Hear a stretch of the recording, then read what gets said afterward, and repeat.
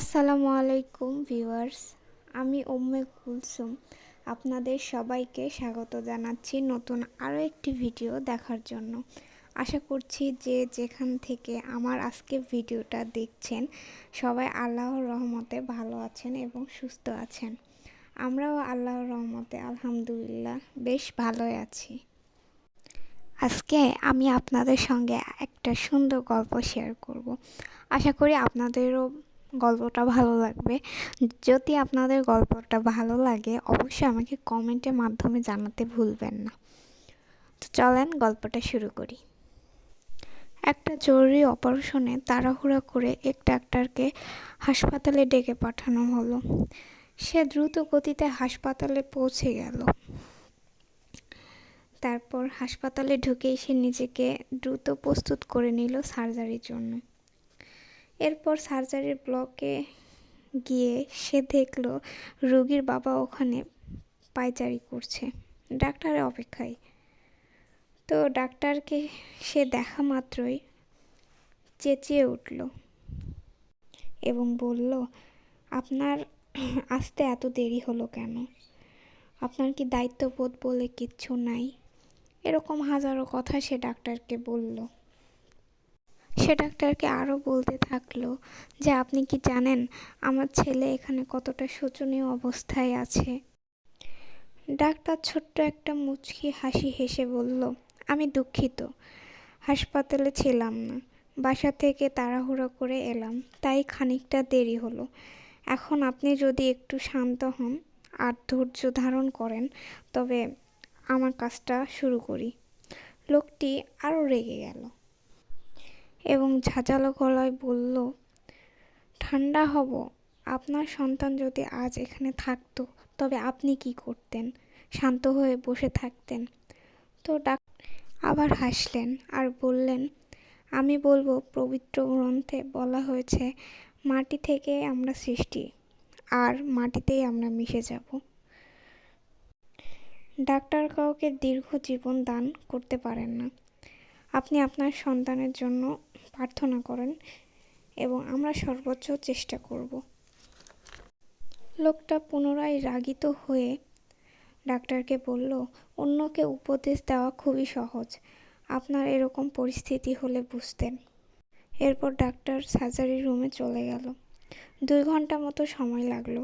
সব শেষে হাসি মুখে ডাক্তার বের হয়ে এসে রোগীর বাবার কাছে এলেন আর বললেন, আলহামদুলিল্লাহ, অপারেশন সফল হয়েছে।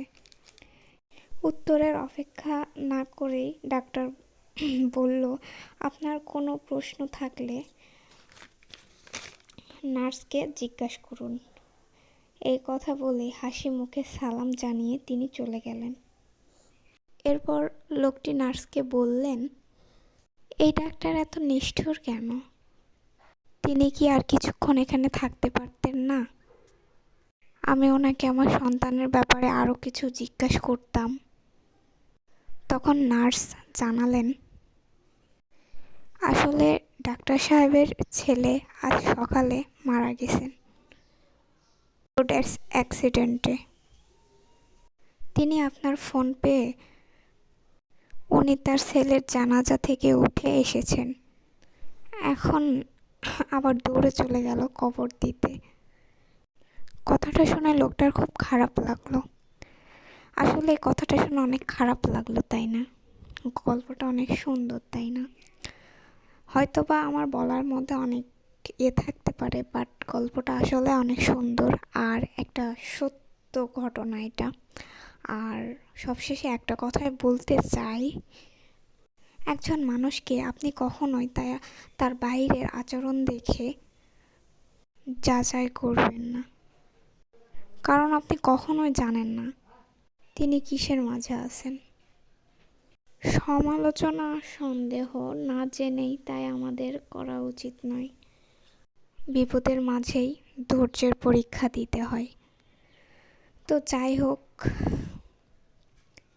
আজকে আসলে আপনাদের সঙ্গে গল্পটা শেয়ার করলাম, কারণ গল্পটা আমি যেদিন পড়ছিলাম সেদিন আমার সত্যিই খুব খারাপ লাগছিল। তো আমি ভাবছিলাম যে গল্পটা আপনাদের সঙ্গে শেয়ার করব। আর সবথেকে বড় কথা হচ্ছে যে আমি কিছুদিন ধরে ভিডিও আপলোড করিনি, করতে পারিনি। তো আজকে যাই হোক আপনাদের কাছে একটা ভিডিও আপলোড, মানে একটা ভিডিও আপলোড করলাম আজকে।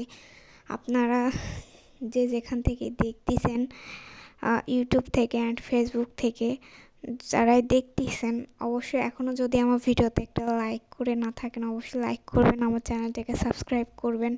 ফেসবুক থেকে দেখলে আমার চ্যানেলটাকে ফলো করবেন, আমার পেজটাকে ফলো করবেন, আমার পাশে থাকবেন।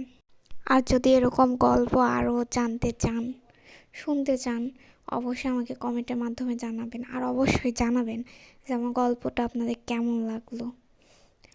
তো যাই হোক, আজকের ভিডিওটা এই পর্যন্তই। আপনারা সবাই ভালো থাকবেন। আল্লাহ হাফেজ।